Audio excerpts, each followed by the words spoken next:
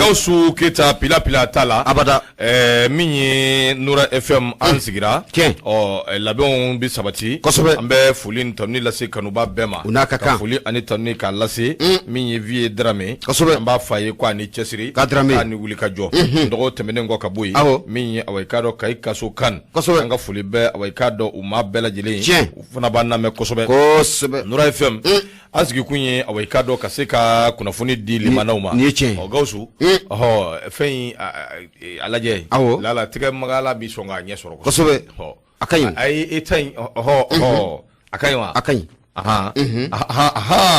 akayin yaiwa mafi ay na kai na moya anyena sida ngoni babu nyena kosobe na saminye kuna funi awekado minye jane jumanera jumanera ajanedu jongunda doa jong jumanira anga fuli baye kosobe burama kulubali ka fana fo bagari kamara abe pari o kuma na sa ndo la be on swatile du kosobe bitai energy abe ko me wi angulo kardo o ya delikoyi delikodu de kosobe ne re kon dado mingo ni beka na ni courant diga bayi aywa ame dugode ke kuyi rubu bele nunu nana ko courant na tiga ble o be entari jiko dese do kabis clément mabodi o tesogo fo aywa ala ka ni sababu be kuma babu bidamine minye Mohamed Aidara do ka do ka famba le ka fasiri ambota Mohamed kuma mbese ngono sebe minno ko ma ko l'indépendant do ka bidon boli ambita way ka do workshop ni ale ko fo Murtani Mara ibo ko fo o de stratégie la minye nyonye belebele way ka do o kumbe workshop ngere ni ala J5 Sahel way ka do o tola nyonye kumbe talike feminga ale de bitalike kalango sira nyonye kumbo dika way de stratégie la président de la République et président de la transition mimbe anguna bi asimi be Ashimi Goita nabo kofo ali masikata aya ka premier ministre Shogel Kokala Maiga chigele on da ka seko blakata yelsa abseka ye ningene ngono chugo akodi kama do kunte benena minye nokshot awaikado anga premier ministre akumbe yende some bilebele min kumbe na bi tarike kalango sirafe awaikado kuma koni kungelembe ode kan koso akodi strategie la minye sahel kungo akshini nyesigi atita chukushila ni kala nyuma no makebi akubara numbi kunje wati mi haklina nimbirina chama be min fale uninywanje akodi strategie la ningo yimbe ke wulika jonni achesiriti dowere fanda ya kaseka kele minye awaikado kalanka seka ke delsa minye shini nyesigi obseka sabati awumbulu chugomi akuni alaje ibay ka foni ngomi fleni nyogonye ingene ka Mauritanie Mohamed awaikado uldo Gazwani ale koni kunye awaikado Mauritanie ali onyemai awaikado ale kumbi kene ngonnan obole ngoy president mimbe na ben Niger kofo Mohamed Basum ale kumbi kene ngonnan Burkina be ko ministre dobe no bitali ko ka kalango sira refe ale fana kumbi kene ngonnan directeur mimbe na be awaikado directeur de formation des enseignants ani awaikado ministre kofo Tchadi Togola ministre de l'éducation no be awaikado Jimas Bey Ngarben Nabo kofo afana kumbi kene ngonna vice président Banque mondiale Afrique Togola kerengere ne ala enfant ve awaikado ale fana no ye Ousmane Diaganay ale fana kumbi kene ngonna akuni ngene ni jetemene ke baye kafo Shogel Kokala Maiga kumana kene ngonna aya jira kafo minye awaikado Sahel Kungo o sira bela jilife beba donc afo banajugu mimbe na be coronavirus na bo ko fo o nana jagwa ni pempe angangel se école so bise ka datugu akera san 2020 nga minya awekado fendo fana be o ka jeya o ka nyefo mo nyena maliba ngonnana Sahel Kungo ere minya awekado sanjegi abobo do minya terroriste ko lu ko ni kembe ka awekado pempe nda anga bali anga l'école so awekado uluka se ka dael ko distratigala l'école so bakile ani l'école so kemo woro ambe doni mena ko bi jamana korovela ani manje bulofe olu yoro minu ni kalangoni atseka ke chuko shira le kolu datugura yelma ayere do bi awikado le kolu jinna ananyo kona chama ako beka bui ma ba kemenani ani ma bi ulumvla ani shegi ana kungam fen keme duru ikaro kafo ode moye minu ngoni gele insira minu manu yedde misunu nu koni desele do kakala ko hake mimbi nu kanga bla o minangono so yere fe o desele mbeka ke ako bolingo le kol karamugo yere ni jatemene ke ba konondo ani keme duru ni bi ulumvla le kol karamugo minun gelen kembe ka kololo si minuma atoro ta ni ka nyeshuma ma kallaje ni mvem min flene akembe sawbi ka anchuru ni kan dun gele kono kan fli away kaddo min yedinga jugu kono ako bolingoy Mauritanie ɲama a y'a jira k'a fɔ k'olu kɔni bɛna baara sugu bɛɛ lajɛlen kɛ kosɛbɛ min bɛ se k'a to kalan a ka dɔn ni Ala sɔnna ma a bɛ jidi a bɛ yakubaya anw ka jamana ninnu kɔnɔna na a k'o bɔlen kɔ Mohamed Bazoum ale kɔni y'a jira k'a fɔ ko min ye a ka dɔn dɔ de bɛ kɛ fara jama kan waati bɛɛ lajɛlen a ko a ka dɔn anw bɛ taabolo min kan anw bɛ denw sɔrɔ a ka dɔn o denw fana bɛ denw sɔrɔ ninnu bɛɛ lajɛlen ye fɛnw ye fɛn minnu ni a ka dɔn olu ka ladonni a ko ka gɛlɛn kosɛbɛ ka hakili t'o la ne yɛrɛ kɔni Bazoum ka nin kuma in ne m'a faamuya ne m'a dɔn ni Bazoum n'a hakili i b'a sɔrɔ nin tɛ fɛ an ka denw de sɔrɔ i b'a sɔrɔ an dun b'a sɔrɔ an ka den sɔrɔ an kɔni bɛ denw sɔrɔ an bɛ denw sɔrɔ an denw fana bɛ denw sɔrɔ olu fana bɛ denw sɔrɔ a banna o fana b'a sɔrɔ a caman den hali sini an b'a to ɲɔgɔn kan hali caman o tuma e patɔ don wa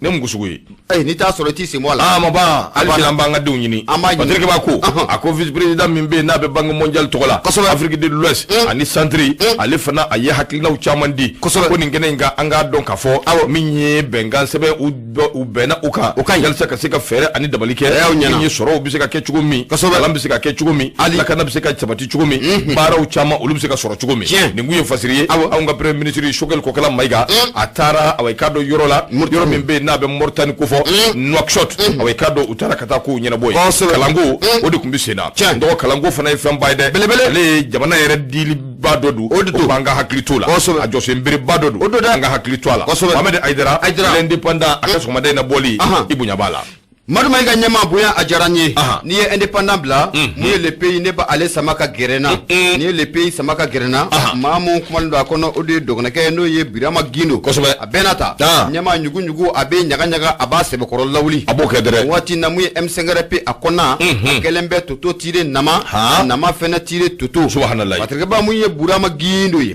a ko n'i y'a jateminɛ k'a lajɛ sibiri tɛmɛnen M5RP a tɔnden mun bɛ n'an ka ma Abdelkader Mayiga ale ye M5RP o tɔnden ye a bɔra ka jaabili kɛ ni ka ɲɛsin Imam Mahmud Dicko ma Imam ye kɔrɔfɔ mun ɲɛsin mun ye M5RP ma mun ye Abdelkader Mayiga a kɔni ye jaabili kɛ ka ɲɛsin kɔrɔfɔ in kɔni o ma o tɛmɛnen kɔfɛ ka bɔ yen nin waati na mun ye Cheikh Umar Sissoco ale fɛnɛ kɛlen bɛ ka a ɲin kɔgɔ k'o sɛbɛkɔrɔ bɔ ka ɲɛsin an ka jamana premier ministre man do bɛɛ Docteur Choguel Kokala Mayiga kɔfɔ Abdelkader Mayiga a ye nin ko bɛɛ lajɛlen ka a lajɛya Guinot kɔni a bɛ n'a fɔ Guinot bɛ fɛ ka bɔrɔtɔ patrikeba mun ye Birama Gindo ye a ko mun ye Imam Mahmud Dicko ni hakili b'a la a ye mun ye kunnafonidilaw weleli min kɛ novembre kalo tile 28 e ko jɔni Imam Mahmud Dicko kɛ Baba Adama kulo b'i la bisimila t'a fɛ kana ni baba bila ɲɔgɔn na sa ayi t'a fɛ don bɛɛ ne o bi ta in kɔni a b'i bolo bisimila bɛ se ko la ayi bisimila t'a fɛ mun ye Abdelkader Mayiga M5RP o tɔnden don a kɔni a bɔra ka kunnafoni ni ka sɛbɛkɔrɔ sɛlɛ a y'a jira k'a fɔ ko mun ye CV ko kuma mun don o bɔra Imam Mahmud Dicko kɔda kɔnɔ k'a jira k'a fɔ ko mun ye M5RP u ye CV 14 mun bila ka yɛlɛ Kati ko Imam Mahmud Dicko y'a jira k'a fɔ ko mun ye ale ma bɔ o kalama bi wa ale ma bɔ o kalama sini mun ye Abdelkader Mayiga a ye jaabili kɛ ka ɲɛsin kɔrɔfɔ in kɔni o ma Abdelkader Mayiga n y'o de f'i ɲɛna ko M5RP o tɔnden kɔni o don a ko Imam bɔlen filɛ ka kuma mun fɔ nin ye siga t'a la ko fili belebele ko o dogoyi ko Imam Mahmud Dicko waati mun na olu bɛ CV bila ka taa mun ye Kati siga t'a la ko Imam Mahmud Dicko ko a bɔra kalama bi wa ko a bɔra kalama sini mun ye Abdelkader Mayiga a ko mun ye CV 14 mun na a bɛ ko fɔlɔ ta walasa mun ye premier ministre a bɛ se ka taa ni maa 14 na cogo mun na mun ye Abdelkader Mayiga a ko a bɛ hakililajigi kɛ ni hakili b'a la yanni CV nin yɛrɛ ka yɛlɛ ka taa mun ye Katikaw fɛ yen a ko M5RP tɔnden dɔw bɛ yen cɛma ko Mayiga Aliou Sangare ni ka taa bila Buba Traoré la ko ninnu wulila ni ka se Imam Mahmud Dicko ma u ye Imam ɲininka a donni kama n'o y'a sɔrɔ mun ye cɛba bɔ Imam Mahmud Dicko yɛrɛ bolo cɛba mun n'o bɛna kɛ mun ye jamana in premier ministre ye i bɛ ka fanga o dafirilen o kɔfɛ Fatirikeba ka fɔ la a ko Imam Mahmud Dicko a ye ninnu kɔni jaabi k'a jira k'a fɔ ko cɛba foyi t'ale bolo cɛba mun n'o bɛna kɛ mun ye premier ministre ye jamana kɔnɔna o la nka Imam Mahmud Dicko a kɔni y'a da o tulo kan ko mun ye Abdoulaye Idrissa Mayiga ko a kɔni sera o ma ni ka a ka fɛlɛ ko o ɲɛfɔ yen na walasa mun ye o bɛ se ka premier ministre in kɔni ko o minɛ cogo min na Imam Mahmud Dicko a y'a fɔ ciden 3 ɲɛna k'a fɔ ko mun ye Abdoulaye Idrissa Mayiga ko a ma sɔn mun ye ka premier ministre kɔni minɛ cogo si la a y'a fɔ Imam Mahmud Dicko ko a y'a laɲini u fɛ k'u ka fɛɛrɛ kɛ mun ye premier ministre dɔ u ka o tɔgɔ kɔni ko o d'u ma Fatirikeba ka fɔ la a ko a donni kama mun ye cɛmɔgɔ Mayiga Aliou Sangare ni ka na bila Buba Traoré la ninnu kun ye M5RP ka ciden ye ka ɲɛsin mun ye Imam Mahmud Dicko Diko ma olu y'a yira Imam Mamadou Diko la ko an ka cɛba mun bɛ yen an bɛ fɛ maa mun ka kɛ jamana in premier ministre ye i bɛ ka fanga o dafirilen kɔfɛ k'o tɛ maa wɛrɛ ye k'o ye Cheikh Oumar Sissoko ye Cheikh Oumar Sissoko Imam Mamadou Diko k'a ye jaabili kɛ a ko mun ye Cheikh Oumar Sissoko o ka kɛ premier ministre ye k'o t'ale fɛla ko ye bi wa k'o t'ale fɛla ko sini u y'a ɲininka Imam Mamadou Diko dalilu jumɛn na i ko Cheikh Oumar Sissoko i tɛ fɛ a ka kɛ premier ministre ye Imam ka fɔ la a ko mun ye Cheikh Oumar Sissoko ye ko maa do ko muso t'a bolo subhanallah de wala ko mun de si ko muso t'a bolo o tɛ Cheikh Oumar bolo wa a tele ka bɔ yɔrɔ ninnu na kana mɛn fɛn ninnu ka ɲi kana mɛn yɔrɔw kan dɛ ko Imam Mamadou Diko ko Cheikh Oumar Sissoko ko muso t'a a bolo wa ko maa do alisilamɛ fɛnɛ ko o tɛ subhanallah Imam Mamadou Diko k'a ye nin kɔrɔfɔ de fɔ mun ye olu ka ciden 3 kɔni ko o ɲɛna k'a k'u ma k'u ka taa mun ye maa ɲini maa mun yera n'o tɛ M5RP kɔnɔna la ko mun ye premier ministre ya ko a bɛ ta ka kalifa o ma cogo min na Abdoulaye Idrissa Maïga ale de kumalen don dɛ a ko n'i y'a ye ko hali autorité morale Imam Mamadou Diko a kɛra ye o ma sɔrɔ dɔwɛrɛ fɛ ko mun ye jamana premier ministre nin waati na n'o ye Choguel Kokala Maïga ye k'ale de y'a pɛnpɛrɛn maaw kan kosɛbɛ walasa mun ye Imam Mamadou Diko mun ye autorité morale ya ko a ka ta ka kalifa a ma Fatigiba ka fɔ la Choguel de y'o fɔ ko Choguel de ko ten ayiwa bisimila Fatigiba ka fɔ la bɔ bɛna kɛ ko ninnu galama o Fatigiba ka fɔ la mun ye Abdel Kader Maïga ale y'a yira k'a fɔ ko ni a donni kama n'o Choguel Maïga ko k'ala ale kun tɛ ko mun ye Imam Mamadou Diko ko u kun tɛ suguya ka cogoya si la ni ka kɛ autorité morale kɔni o ye hali bi Abdel Kader Maïga ale de kumalen don le pays o kɔnɔ la Fatigiba o ye Birema Gindo ye a ko mun ye Abdel Kader Maïga a ka fɔ la a ko n'i y'a ye nin waati in na ko mun ye Imam Mamadou Diko a bi ka mun ye M5RP mɔgɔw k'u sɛbɛkɔrɔ jalaki ko caman fɛ k'o ma sɔrɔ dɔwɛrɛ fɛ ko yani Imam Mamadou Diko a ye sigi mun kɛ novembre kalo tile 28 tɛmɛnen ko yan'o cɛ ko Imam Mamadou Diko ko a ye M5RP o sifinnaka 2 k'u wele k'u ka fɛɛrɛ dabali kɛ u ka gɛrɛ mun ye comité stratégique la u ka laɲini k'u fɛ o sabu kɛ nin waati laban ninnu na ale Imam Mamadou Diko ale tɔgɔ tiɲɛnen don kɛrɛnkɛrɛnla mun ye ja laban mun n'o kun bɛ bɔlɔlɔw sanfɛ k'a yira k'a fɔ ko Imam Mamadou Diko ko ani Faransi ambassade bɛ janfa la ka jamana in ka a dafiri ko Imam Mamadou Diko ko a ye laɲini kɛ M5RP sifin 2 in fɛ k'u ka bɔ ka kunnafoni nin ka a lajɛya Abdel Kader Maïga ale ka fɔ la a ko olu ma sɔn ma cogoya si la ko o de kɛra sababu ye bi ko Imam Mamadou Diko ko a kɔni ɲɛsinnen don M5RP maaw ma ayiwa hali bi Birema Gindo ale de kumanden don le pays o kɔnɔna o la a ko Abdel Kader Maïga a ma da o dɔrɔn ma koyi a ye pikiri sɛbɛkɔrɔ kɛ ka ɲɛsin mun ye Cɛbilen Dramé la kojugu o sabu kɛ n'i y'a jateminɛ k'a lajɛ nin waati in na mun ye sagajigija ye n'a bɛ Cɛbilen Dramé kofɔ ale de kɛlen bɛ Ngwara daba belebele ye ka ɲɛsin mun ye fanga in kɔni o ma n'a bɛ transition kofɔ Abdel Kader Maïga ka fɔ la a ko Cɛbilen ye maa ye ko ni Cɛbilen yɛrɛ man k'i da don jamana ko in na bilen koyi ko Cɛbilen man k'i sigi k'a fɔ k'a bɛ fasoden ɲumanya ni k'o ɲɛfɔ malidenw ɲɛna sabu kɛ ko mun ye Cɛbilen Dramé i bɛ n'a ye k'a fɔ ko ale y'i cunne Sumala Sise tilegan dere fɛ ni ka tugu Laji Burama IBK o kɔ ka taa don gouvernement o kɔnɔna o la kabako hali bi Abdel Kader Maïga a ko maa minnu bɛ nin waati na n'o ye cadre d'échange des partis politiques pour une transition réussie n'a ko fɔra a tɛ Boubacar Keïta ka maaw kofɔ wa Abdel Kader Maïga ka fɔ la a ko maa minnu ni engrais feerela tɛ kasaba a nɔfɛ a ko bɛna se k'a fɔ k'u bɛ fasoden ɲumanya fɔ olu ɲɛna wa k'u bɛna se k'a fɔ k'u bɛ marako ɲuman ko fɔ olu ɲɛna wa Abdel Kader Maïga a kɔni kumana kosɛbɛ fasili in kɔnɔna la nka an y'a sɛbɛkɔrɔ bɔ kumabaw k'o lase an lamɛnnikɛlajɛkulu ma nin waati in na Abdel Kader Maïga nin kun ye ale ka kumakan ye ka bɔ mun ye le pays kɔnɔna la Birema Gindo ale kalimikalatigi Madu Maïga ɲɛma i bonya o b'a la nɔgɔ babu ɲɛna nɔgɔ min ye awa i k'a dɔn ko in bi dabolo min kan janto yɛrɛ la o de kɔrɔko ka ɲi kosɛbɛ n'o tɛ i k'a dɔn k'a fɔ M5RP kɔnɔ bi kasiri a b'a kɔnɔ dɛrɛ a caya jara a ko i k'a dɔn k'a fɔ kasajugu wulilen don a wulila dɛ ŋununw ni awa i k'a dɔn bɛnbaliya misɛnninw kosɛbɛ wulilen don M5RP kɔnɔ la y'a jira k'a fɔ a bɛ kalo caman bɔ min ye primature awa i k'a dɔn an bɛ don min na i ko bi a bɛ maa bolo n'o bɛ docteur Choguel Kokala Maïga n'a b'o ko fɔ a bɔra jɛkulu min na n'o ye M5RP olu an bɛ don min na i ko bi i n'a fɔ i bɔra k'i da don min na halisa olu bɛ k'u ka kow u bɛ k'o da kɛnɛ kan sokono nyina o be ko sokono mina o be ko ke kenama mina ni akuni e jetemene ke e ba ka fo minye sente ado chumira ka tubla sente kono wati mi akira ko gele ko ni o damene na o yere dama ni nywanje wati be o bu nywambulu wati be bu nywan zamana wati be bu nywan doela ko mi doni mine ko be minya o ka do ko nyere bela jili minya metre muntaka tal afana yi sendo kula ni ka do nyefo ko te mami be no be o ka do usazu ko fo ale boli ngoy akuni ngomi vle ne kanga nzinzi aka ka donc a fo bi wati folo la mi ni jakulu ina sigira senga na bi ko M5 RFP politique do mbangano mami no be no be malion donc dona kari o bando o ka don politique sirafe walay ule kuma chama vo u ya jira ka fo ni ngomi fleni anga sigi ka ko labal laje sabu jejugu o ka do o laba nwanjuro abu ko fo fasiri ke ba ko wa shuma ko odugu maje bembali ya misenu chama be o ko nin na ye o ka do ni jakulu bay ngono na be M5 RFP na bu ko fo kana soro yere ukalla nyini kunye minyi no ye ka Ibrahim Boubacar Keita ko lata kana soro oluma sabati ko kele e jatemene ke awai kado minye kaujim ni Clement Dambele uluko ni nana kana fonywango o madugo mashila o temene ngo kaboy minye Ibrahim Boubacar Keita unana le galon chow no ye jenti mo ye ni ka leta kaboy ko kabo fana kera kuma unana damene manga nguli amimbe ni be ngwa ma ko numero 10 kado M5 RFP tola no ye awai kado Oustaz Mamadou Diko Burange isa kaujim ngo ala ale wuli ka joke M5 RFP ku gwe ka bo awai kado ujabala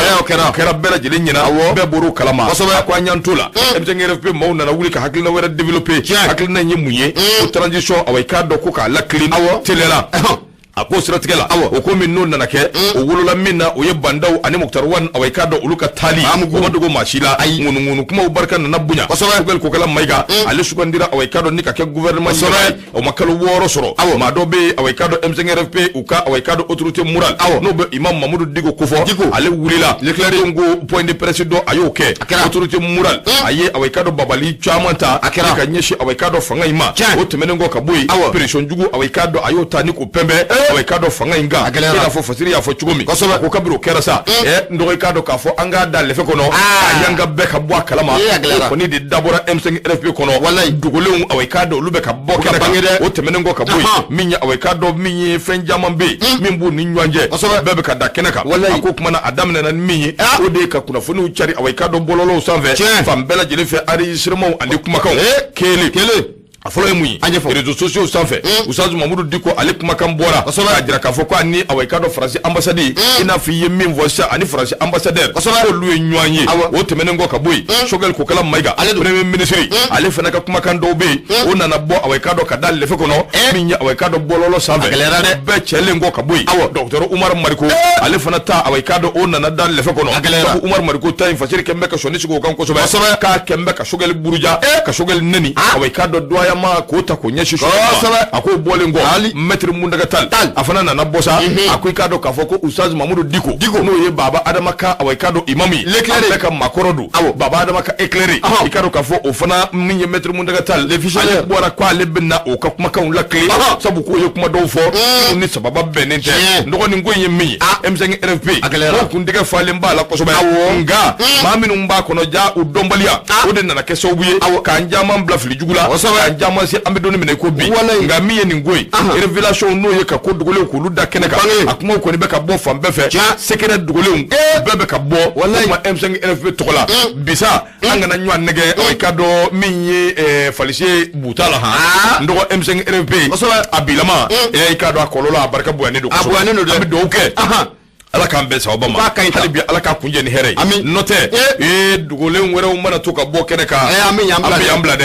la jara aka fasire niye ndoko nya bo sebe ngono sebe menu ko amako soirde bon ko o ka bidum boli ibunya bala nyama bonya ajaranye munye la jara ame fulita ni ka asegere soirde be mako ma amu bala jile ofo ne soirde be mako ko bla soirde be mako kele neba ale samaka gerena mamun kuma lendo akono ode Umar Angoyiba Umar Angoyiba ako ni wati laba nuna ibe na e ka fo ko munye jatike wale kebaw na betero su ko fo konu sigile me ka fe mun konu ko umma kono ubi ka gerente konu ka asibe korota anyashi muye casque bleu ma umma no ko fora abe minishima ma abo olu ko fo na manya ka fo ko faransi ka kusoni ka so bela jile ubi ka olu chekata munye bamanchi manuni dina marfatiku nunu gerente era konu ubi ka ta sigi muye minishima ma dol konu udala sigatala patrika ba munye Umar Angoyiba ako kunu no benade décembre kalo kile woroma ibe na ye ka fo ko mi minishima maw est-ce que faut ta la munye orokati no be mugu parenta do no bo okofo o susura ka nyeshi uka kando koni o ma amu no be munye mena ka ko fe fatriba ka fola albi o yano o che munye dimanche temene no be na décembre kalo kile duru koni o ma ibe na ye ka fo ko munye minishima ka mu fena no be ga ko fe e munye dina marfatugu ye ku ye baba gali fena ninko ota ko sebe ko sekere fatriba ka fola akono fena boray o dongele no ye dimanche doye décembre kalo kile duru ibe na ye ka fo ko munye minishima o ka kongodo o lutera yele munye mugu perenta do koni o ka yoro la manko dugum nanga mako tasiga le be munya ansongo koni alebo o mara o la mbado ngo sobe ba koni ka fola ko ame domine na foko bi na manye ka foko franci bi ka kosoni ka so bela jelen cheka boy e munye ba manchu na bedina marfatuku ko fo e fakata munye jamana en koran fanyam fan ka tu sigie de o lido koni ka ke amasagai nu ko ku ni mamgo balagu eskata la biti ta koni ka ta nyimi yo wore fatriba ka fola ako o wati laba nunu la munye ba manchu nunu koni kelembe ka munye dereli yera koni ngoy atani ga minishima ma koni ko o segere fatriba ka fola ako ko anga sin ko doni ni akli bala muye jwe kalo kle temane bazi munna be mena ka ko fe muye ba manchu yo kuye baba lista ka to lu fena ko o segere fatriba dun ako ni duya titemna ka late wati laba nunu konna ko muye minishima siga koni kontala ba manchu kelembe ka gerete era ta ko o segere ko o sabuge ibe na ka fo na manya ka fo ko franci ka kusoni ka so bela jelo buga fereke kan ga tano oye munye bina marfatugu ye wira dama berente ko ina ko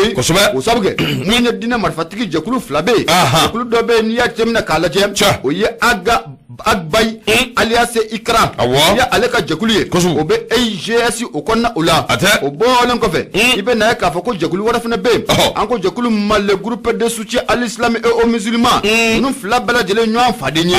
bela jele bamanchi jakulu ye bela jele mega ferara tika dabalika ni watina ramanya ka fo ko barkan ko ni ko ale tara jamana ko ran fa fa matika mashita eble ko abeka olutadi fatika baka fola akoni duya temna kala je ni wati laban ko na agerale no kosobe minishima ma ko ni udala ali an yera kala kana baw o sabuga wati munye bamanchi nunu yo obeteka workati ni ko fili kosobe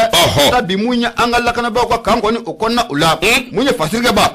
angoy ba ako wulika jo kaka jona minishima ako siga fota la bamanchu koni keleme ku ni ndaw kan wati na amanya ka foko francis taraka boy afana be munye nyine kwa kaka kusoni kaso bala jelenche ona nchamanche amfa kaka abla asiro songmara na anya sama ka bomu swade bamako ale konala umar angoiba ale kalam kalatki mar mayga nyama ibunya obala ndo babu nyenda ibi foki wal nyman do bakara terore bete l'indicateur de renouveau aboko basaba kemenane binani anishigi tarata do décembre ko kle wulonvla obe bidon ko fo ni ye oboli o siratikela minya o kado fasiri keba o ye ode ak fasiri ngonna na ako wati na tola ko bina sigi o kado akoka fasiri mbe mon ko fo anga taka ena ka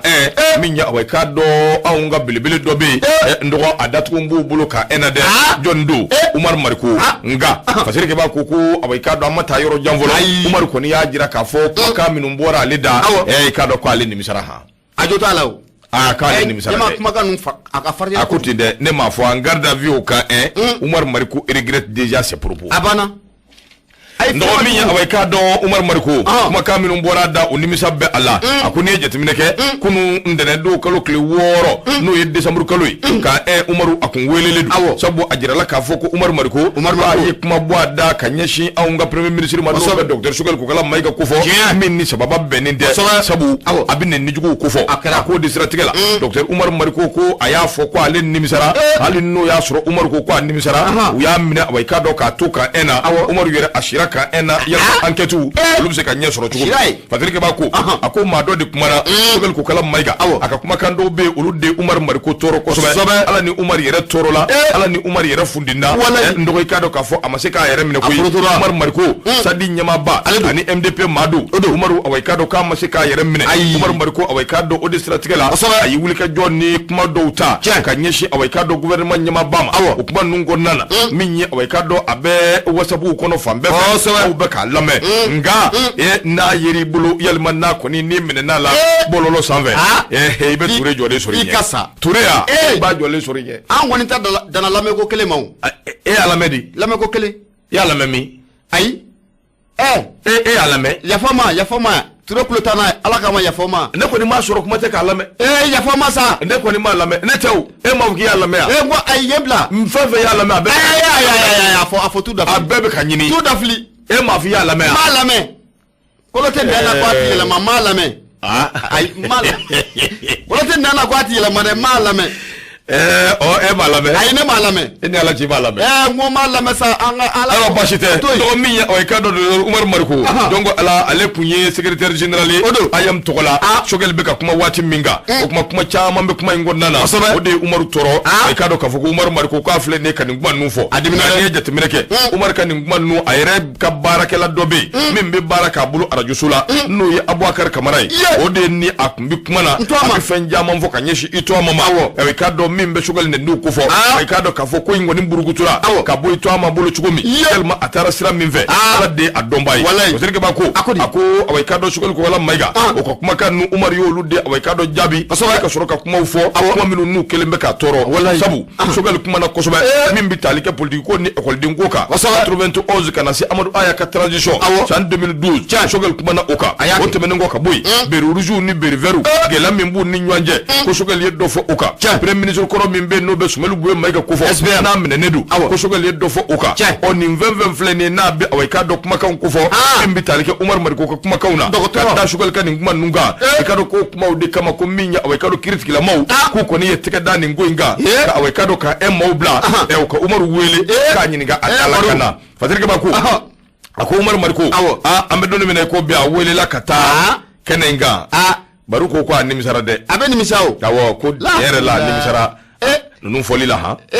Abe nimisa. Fasirke ba ko. Ako baru ko ko animisara. Nimisara yere de mate ko. Ma min be no e critique la mai. Be baru ka avocat ko fo. Avocat ye maremu awai kado jawarai. Jawara ka ena wati mi anyingara. Ako lu ko ni be ya fade deli. Critique la mo fe. Critique la mo bulo fla bu ko. Sabu min ya awai kado ni kera nyamai. Ko nyedo ko be bidai kan gui. Wani ko be darika. Kikanga yafa. Awai kado ko yafa ko de nywande.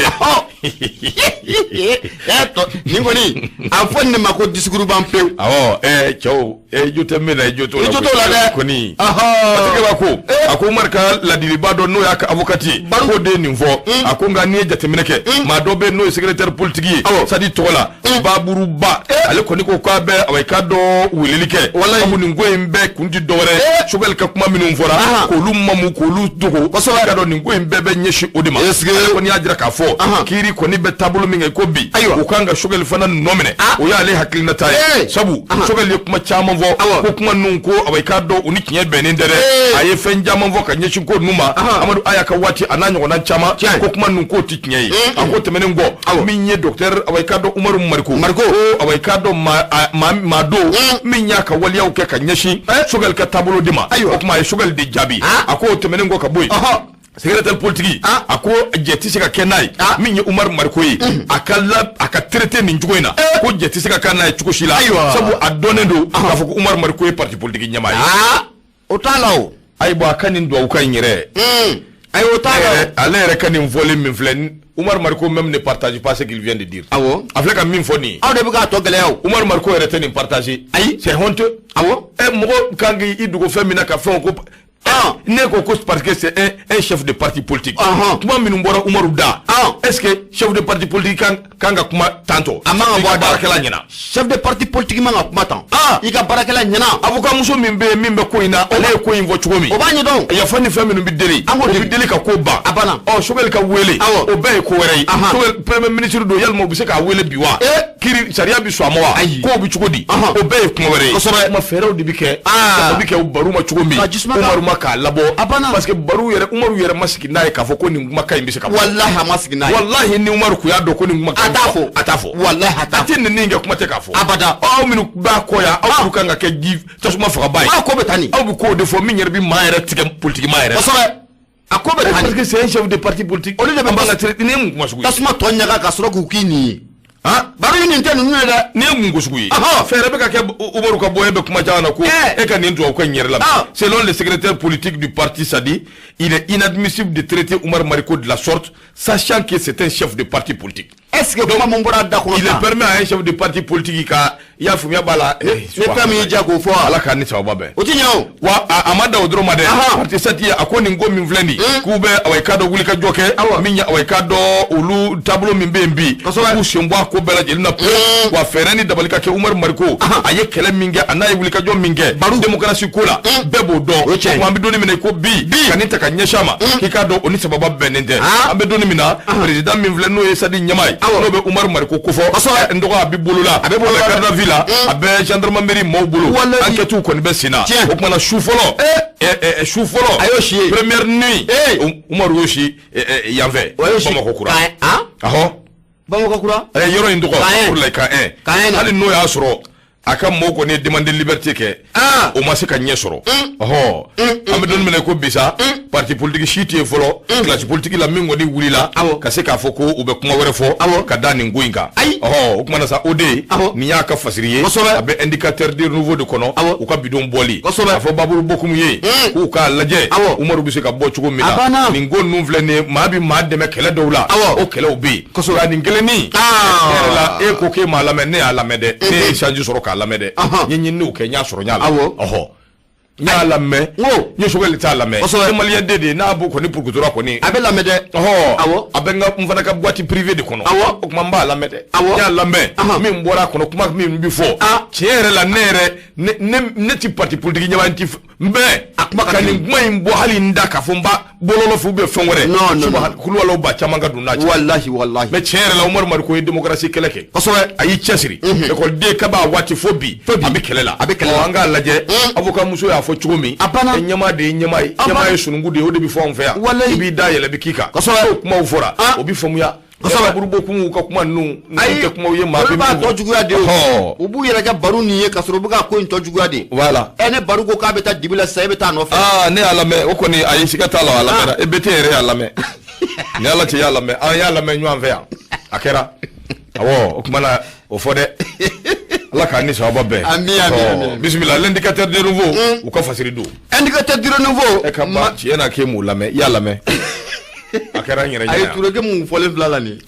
touré fana tibaga mama ko yi ama tibaga mama ti ayoche kosobe aya blala de hanya soro hanya lame abana akara ti abana Allah ka ni sawaba be amin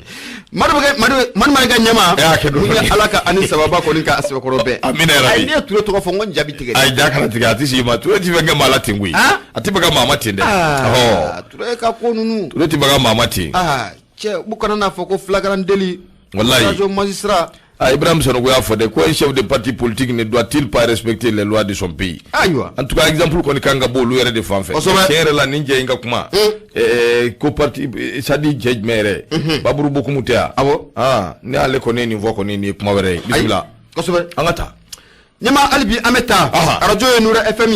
bi konoto ani nani tomi mururu duru wa mela selike ni watina ka bojela korji ko nyumani wore dala nega duru sira 76 33 43 03 le pays neba ale samaka gerana nyama sanga fola ko tala esgata la imada ala ka yine furila munye brama gindo ale de kumale odo brama gindo akumalo le pays okonna ula akoko munye bajangara angata bajangara ibe na ka foko munye kunu angoni ekibara di ka foko mu bajangara kaw ko ni ayira ka foko ku ka damine kunna aka ja foko ta bla wati munu ka lainu bala jele ngoni sabatira ko na munye bamanchi ya farini ka abuda no bedebo civil na ba okufo munye fatirika baye brama gino akoy be na ka foko munye bamanchi ya farimu ne bajangara ko ni ya abuda esigata la ko bajangara ko ni na lamini bala jele kunu bara ko ni ko asebe ko timina ya jemna ka laje munye meruwi foko ta fara munye ali député munu nolu be bajangara din watina ani kata faramu ye shiya nyemauka upela jelen ko ni ko ni ka asbe ko bato gani tara ali bi bajangara yoro do fene be yoro do be nolu be bajangara fene ka mara ko nala nanga mako bangas ko ata faramu ye koro ka asigate femu ko ni na mu ye désobéissance civile lu ko ni ma abaro ni ka ake o ma tro do refe ko kibora ko ni ko amasu uma na foni ko ni ko amasensen ko so be ni ka se oluma parce que ba mu ye buga ba gilo le pays o konna konna ula akoko mu malido antisaka hinani ndo ko tukashila juma do no bera desamuru kalo kle saba oma munye songo ka fe ko bina e ka foko ma chama ko onine ko no ofatura o stratigala anga jamana ere kle saba tashi blake ka nyashi manu nu fure nu ko no oma watikle na ko munye bajangara kaw ko ni ayira ka foko mu désobéissance civile no be bamanchi ya fari no bo ko fo ko boloda ni ka nyashi jamana ka chake da munu be ni wati na bajangara ere ko konna ula akokunu ga kontala bara ya se bokoro time akoko munye maliko na la bajangara ko munye jamana ka chake da munum be na be jamana reka bara garo kufo ulu bela jilen ko nu datu kule no kunu bara tika ka ashiko na la ko sabu munye bajangara ka uye ya laini ka foko laini mun no bolu fe ko fo laini nkata bala no mata bala eska fota la ko munye jamana ka chake garo munum be una bela jilen ko ni ka adatu yoro mun no ulu be dale de kene so ye foko ta fara munye jaku kala ka ani muni mamu metan nga segun ka watu okonna ula fatirga ba munye birema ginoji ako bajangara ka ofla kan bara mun ko nuko obroda sikate fe muna anga jamana sera sumba mun be nanka mako constitution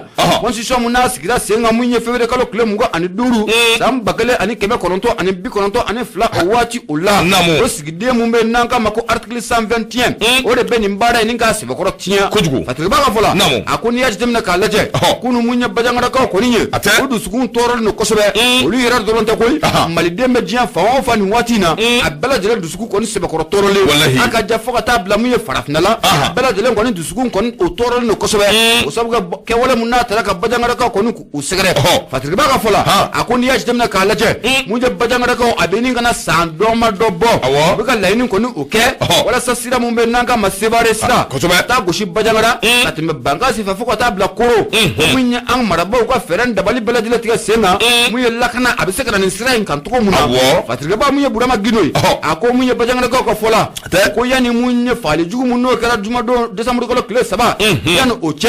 ibe na ka foko ataki do ko taraka bajangara ira ko ni ko o segere o ataki ko na la ayira ka foko manani ko olu bela jele ko o faturu ula ali bi bajangara ko fola ko ame do mina na foko bi ko bajangara ka ma chama ne be olu bela jele taluno ka tunu ma shite ala ku taro do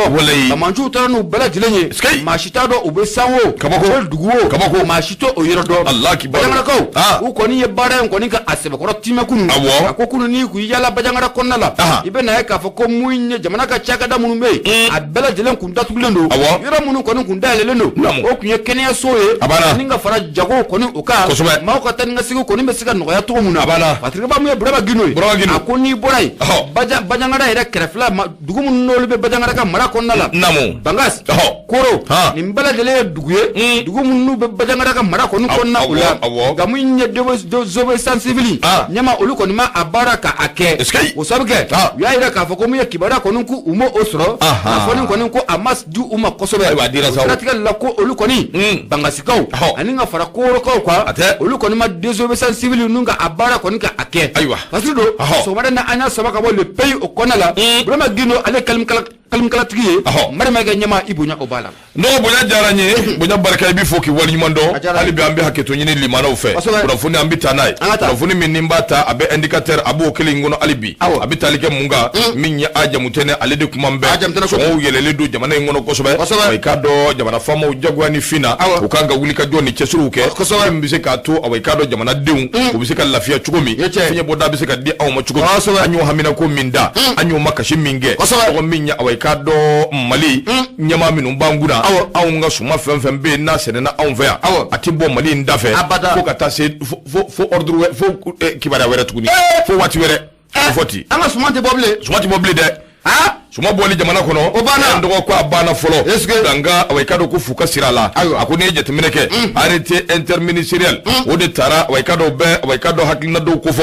ni siru yere dama ni nywanje adbla bala waikado kunun de do décembre ko le woro en 2021 ministre mimbe na be waikado jogo kela ko ministre sokuna ananga isini baw no be Mohamud Ould Mohamed Nabou ku fo ayi wulika joke ka jira ka fo suma minum bi bo anfa ambe minun zene ambu ke boro kono ni ka fo kambitu di jamana were mawma yelsa na folo bisika soro olu boli awaikado fusiri la adana folo sabu malo mimbe anfa malo kana bo nyo akana bo kaba akana bo turto mimbe no bi bo korila okana bo minya awaikado keninge o yɛrɛ fana o kana bɔ hali kɔri kisɛ fana i ka dɔn o bɔli ko fo ka siri a dan na terikɛ b'a ko a ko nin ko min filɛ nin jɔn ko ala awɔ i k'a dɔn kibaruya duman don kibaruya min bɛ yen ni awɔ i k'a dɔn a bilala ba la o de siratigɛ la direction générale du commerce ani concurrence ale ni consommation ale ni directeur général min bɛ yen n'a bɛ douane tɔgɔ la olu de kan ka wuli ka jɔ ni cɛsiriw kɛ yalasa nin ko bɛ se ka bila ba la cogo min nin baaraw bɛ se ka kɛ bonya ani karama kɔnɔ a ko n'i y'a lajɛ nin ko min filɛ nin a nana waati la waati min ne sɔngɔw sɛbɛkɔrɔ yɛlɛlen don aw dusu kasilen don wa maaw yɛrɛ sɛbɛkɔrɔ tɔɔrɔlen don a ko décision min bɔra ministre yɔrɔ n'o bɛ jagokɛlaw ka ministre ani anw ka usine tɔgɔ la ministre n'a b'o kofɔ ka se ka awɔ i k'a dɔn nin ko in bila ba la fɛn don fɛn min ni a nana a waati la u k'u jija a ka tɛmɛ a sira fɛ teliyala min bɛ se k'a to mɔgɔw bɛ se ka lafiya n'o tɛ da dumunifɛnw sɔngɔ yɛlɛli kɔni a tɛ se ka fɔ ka se a dan na a ko kuma na sa yalasa ko in ka se ka ɲɛ a ka se ka waleya kosɛbɛ gouverneur ani a ɲɔgɔn gouvernement kan ka wuli ka jɔ de kɛ ka awɔ i k'a dɔn lakanaw bɛ se ka sabati cogo min nin ko ninnu a kana se ka bɔ ka taa yɔrɔ wɛrɛ fɛ sabu anw kɔni mago b'a la bɛɛ bɛ fɛ a ko ka nɔgɔya o kuma direction régionale min bɛ yen n'a bɛ commerce ni concurrence ko fɔ ani douane an kalifa b'u la yalasa nin baara ka se ka kɛ a kɛcogo ɲuman n'o tɛ a kuma bɛ caya dɛ fanjɛbulu ninnu fɛ sumanw jenina cogo min a n'a ɲɔgɔnna caman min ni maa sɔrɔ n'u k'u b'o siri ka bɔ n'o ye a kuma bɛ caya dɛ tɛnɛ de ko ten indicateur de revue ka bidon bɔli i bonya b'a la bonya a diyara n ye ɲɛma y'a fɔ cogo min na bonya a diyara n ye bisimila ne y'i bolo bɔ ne bɛ n bolo n b'a kari ka don kana ɲinɛ dɛ an bɛ Nura FM sanfɛ siga t'a la 94.4 tomi murumuru 5 laseli bɛ kɛ ka bɔ ko ɲuman ni wɛrɛ da la o kumana sa min ye kuran kun y'an bila nka ni ala sɔnna ma an b'a tarabaso an bɛ bɛn ni ɲɔgɔn ye ni ala ka jɛ nɛgɛjuru sira 76 33 43 03 an ka Tijani Jawara fo k'a wale ɲuman dɔn Damagile Alassane Fofana Faransi fɛnɛ an b'a fo Irlandais Touré Touré kɔni Irlandais Touré an b'a fo Musa Dambele Genève-kaw fɛ yen a fɛnɛ bɛ fo ayiwa an bɛnna kosɛbɛ bisimila ɲɛma an bɛ taa nouvelle horizon ne b'a ale sama ka gɛrɛ n na Adam ɲɛ b'i la dɛ Adam kɔni Adam an kɛ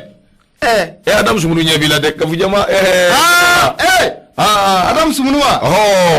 ko a ni ce ko a ni sɔgɔma cɛw ko a ni sɔgɔma i b'an ka foli fɔ Adam ye k'a ye Sumunu k'a bisimila filani don Kafujama filani tɔɲɔgɔn tɛ fila an bɛ foli ta ni k'a sɛgɛrɛ a fana a kan ka kɛlɛ kɛ o kuma bɛɛ ko Kafujama Adam Gawusu de ko k'a kana fɔ munna ne t'a dɔn Gawusu ma ɲi dɛ ko mun kana fɔ ko Adam tɔgɔ Gawusu n kɔrɔ o bɛ fɔ dɛ kuma Adam an ka foli Adam Sumuni bɛ fɔ dɛ bisimila maa fila kana maa fila bɔ ɲɔgɔn na siga t'a la o ma ɲi Alimaso ale de kuma na nouvelle horizon o kɔnɔna o la ɲama a bɛɛ na ta ale bi ko o ko la n k'i ma n ko o ma ban wuli ka jɔ ni cɛsiriw bɛ sen na nin waati laban ninnu na transition maaw kɔni o fɛ wuli ka jɔ a kun ɲɛsira yɔrɔ jumɛn ma nin waati in na i bɛna ye k'a fɔ ko min ye jamana yɛrɛ ka so minnu bɛ Bamakɔ ni jamana fonctionnaires kɔni u bɛ bila a kɔnɔna o la wuli ka jɔ kɛlen bɛ ka ɲɛsin u ma ministre mun bɛ yen n'o de ye ministre Birahima Kamina ye ale de ye ministre mun n'o ka baara bɛnnen don jamana yɛrɛ ka soko ani fɛn caman ma so bɛ se ka larawe cogo min na a ka ja fo ka taa bila min ye logement sociaux kɔni u la a ye kunnafoni bɔ ka bin décembre kalo tile 2 tɛmɛnen n y'a yira k'a fɔ ko wulikajɔw bɛna kɛ joona sɛgɛsɛgɛlikɛli jɛkulu u bɛna se maa minnu bɛ nin waati na n'u bɛ jamana yɛrɛ ka so o kɔnɔna u la a daminɛ décembre kalo tile 13 a y'a bila décembre kalo tile 22 la wulikajɔw bɛna taa ni k'u sɛgɛrɛ a terikɛba min ye Alimaso ye a ko wulikajɔ in kun ye fɛn jumɛn de i bɛ na ye k'a fɔ a yira k'a fɔ ko mun ye an ka jamana in kɔni o kɔnɔna o la mun ye maa caman bɛ bi olu bɛ jamana kɔni ka cakɛ so kɔni o kɔnɔna o la sɔrɔ u na a man kan maa minnu n'a ka kan a majɛ kɔni a kɛlen bɛ ka se olu kɔni o ma o siratigɛ la sa ko mun ye Birahima Kamina ye a ye tabali kɔni k'a sɛbɛkɔrɔ gosi a ko mun ye décembre kalo tile 13 ni ka n'a bila 22 la wulikajɔw bɛ na kɛ ka ɲɛsin fonctionnaire ma maa minnu bɛ nin waati na n'u bɛ Bamakɔ Mali yɛrɛ ka so minnu bɛ yen jamana yɛrɛ ka so minnu bɛ yen ne fonctionnaire bɛ bila a kɔnɔna o la ko wulikajɔw bɛna ta k'u sɛgɛrɛ wulikajɔ in kɔnɔna la sɛgɛsɛgɛliw bɛna kɛ a lajɛ ni maa minnu ne o yɔrɔ ka kan ani maa minnu ne a yɔrɔ man kan a bɛ se ka tarabasu ka b'u bolo cogo min na maa minnu na a ka kan ka ta ka di u ma Alimaso a ko n'i y'a jateminɛ k'a lajɛ hakili lajiginna mun ye san 2015 fo ka tɛmɛ san 2016 o kɔnɔna o la a yira k'a fɔ ko mun ye majɛ belebele o bɛ nin ko in kɔni a kɔnɔna o la o siratigɛ la e be na ka fo ko mi fonctionnaire do be bi olu ko ni be mu jamana ka so o konna la Bamako ira konna la asro una mankan bi wa una mankan shini sara seben fo tu bolo sama mun na be ka so bi no olu ko ni be se ka to so ko ni o konna ula fatire ba mi alima soye akoni ya jamna ka la je o mamunun be ni wati na nu be Bamako konna la min nyam furba so ko ni uba akonna la uram be jeni ju be jeni ka so una amanka e mu ye ministre Birema Kamena ko ni ye ako wuli ka jobe na taku segere de samuru kala kleta ani saba nka tabla atani flala ku fese an fura munu mu bolo kuma yangari ya ka fo ku be se ka to so nunu konna la ubo seben fura bela jile ko ni ko oda ubolo kan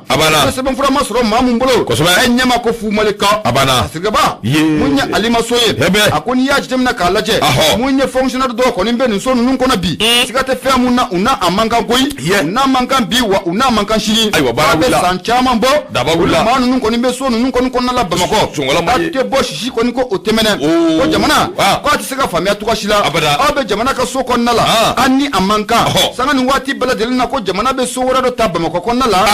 ko luluye jamana ka chaga yoro be tabla o konna la kasro o du me so munun kono anna manga bi ko anna manga sini fatre ba mi alima soye akoni ya jamna ka laje so nunun do be Bamako konna la bi ma do era ko ni ya ka umam so chinya ko ko sabuka uldo ya plan bela jelen ko ni ka ayilema abina fo ko ni bolo ku tisna sega bo so ngono to kashila barawilla o stratigalla munye Birema Kamena yi ale munye ministre mun no ka bara beneno ni ko nun ko ni ma ay tabali ninga goshi de samuri ko kletan saba ninka na bla amugane flala mamare beni wati na kibbe maliko ninga soko na la Bamako ni na manka ikisi na ka foko sika kala jokulu ku bina sima samuri ko kletan saba ninka na bla amugane flala ne saban joluma soli bolo kaira ka foki ni so manga ay ni ka de maya fu malika una beche ka bla kenema pasrido ala na anya sama ka bon nouvelle horizon konala muso ka alimaso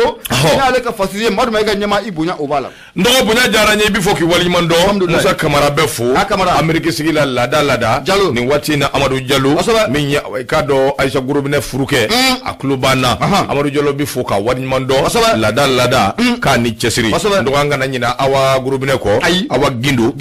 nyire ka naka di mbafo ngo tani awate tani awadu awato ko be tanti gafu jema ni gafu fimau abetanti ambafu be ma tanti abana tanti gafu jema nimisa la koyi tanti gafu tuwi koroken no fe ay nabi ko nimisa la de nimisa wa koyi na koyi aywa bismillah abana tanti awa sunu gafu jema tanti awa gindo tanti awa tugara abana kumanyana awa tugara obede awa bi fon fe yoro abetanti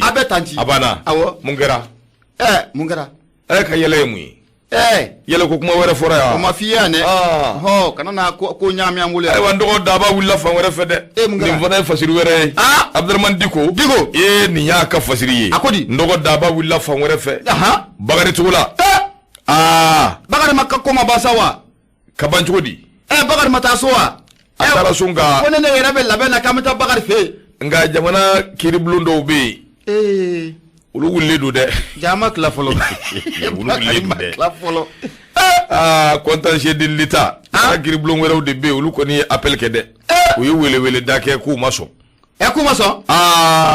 bagari ka ku aywa bagari ko ngoni am manga tali jofolo mi jofolo o de ato ajime bo fola ni balani fola no ko nga dabla folo ko ji kanyema jofolo ni ko ma ba folo reka ko ni vraiment kuma vraiment ko ngoni bagari se kana sade to te bagari la koy wallahi to foite bagari la e do ba bla do ba ta nga wari hinde dagushi barka kabun kosobe nyama ka fo ko no maye kuina ni bagari ko ni te do ko ni adu mamu ya adu o de kallaje o de be lajaw wala ko imedo wadi nga wati tabenona min ya way ka do Abdurrahman Diko ako bagari tugula ana janyo minum vlene kurda siji away ka do o maseka jena e chukushila alini parquet minge nimbe kiri blon toy nimbe kurda pel kufo min ya jira ka fo ko min ya away ka do bagari tugula ka labla ledo min ya away ka do ningo bela jili ikado ka fo kurda siji de labla parquet ni kurda pel ani ka do contentieux de l'état olu de flene ka wele dabuluda min ya bagari e kulu maso famade akuni jatemine ke tenendo kalo klimuga ani konondo no bena november kalo temenema urda sidi special minna sigira minya awikado kirimi economique ka uye awikado bagari jaya bagari tula président de confédération des sociétés coopératives et des producteurs du coton no BCS CPC nabo kofo bagari kilinde matani kile mingumba nofe bela jerele jera pas ajira kafo ku jaba jeledu ku mafo dengelendu ku kataso akoni affaire yi masoro do refe wari mugu do de be ajira la kafo ko de koni ode nyagamina ma ode duna babi talike kori awikado o ngolon no tromonyunu abi tarike ofe ko kuma na sa wari akacha de abiti ay gosi fo milliard konondo anaku nga 20 million nani abeto la koyi bagare kunno menena nga minyi awikado no menena ni minyi gurgurgu ani nyamili jugu alanyu ananchama fo e usage de faux o besembe ala ani kafara nyanga je ngonjugu ya resirafe manan na fulo ka henemu ko kuma na sa bagare awikado kiride nana tige bagare kone awikado ablala anaka matani kirin ku jaba jeledu amma kle sababo procureur de la république mimbe na be cour d'appel kuna ani direction du contentieux de l'état ni mbebe kiribuda gu kofo nunu fleka wulika joke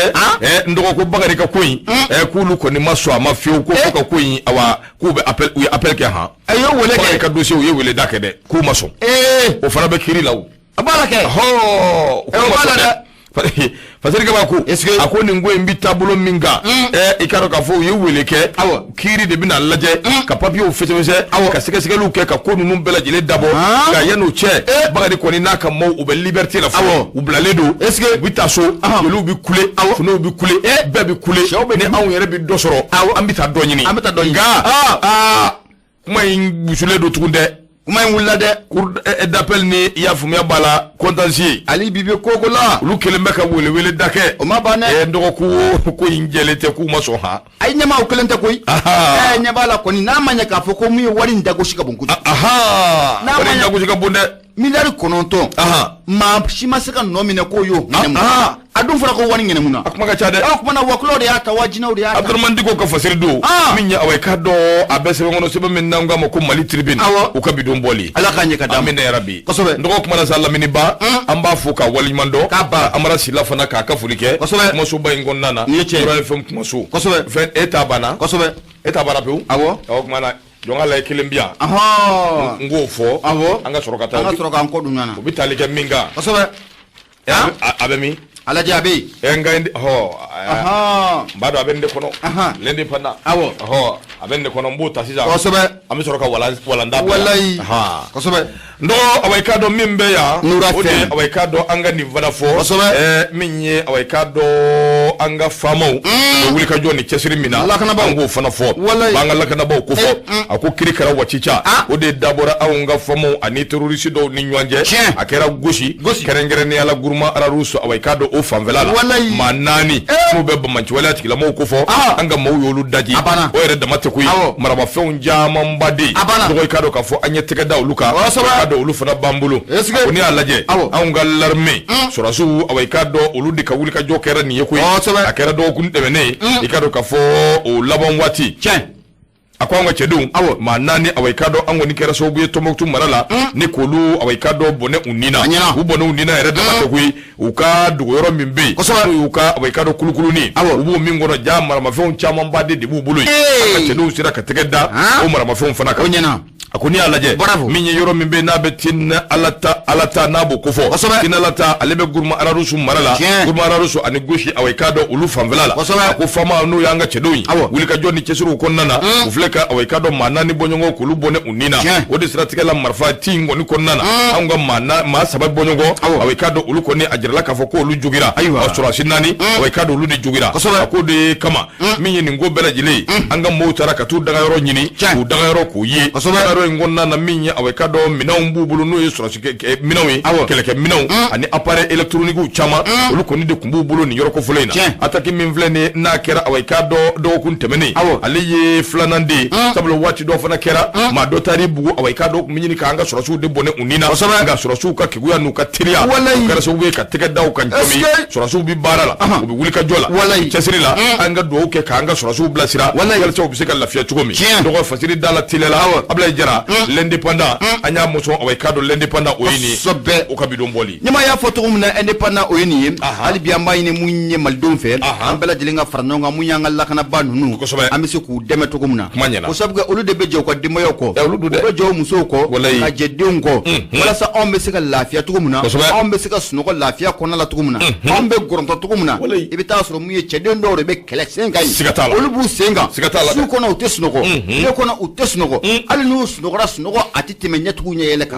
anga dugo kuye amisi ku deme to ko ya to wala an ku deme ti arajo ye nura fm yi bi koronto ani nani tomi mururu duru amela selike ni wati na kabo jela korji ko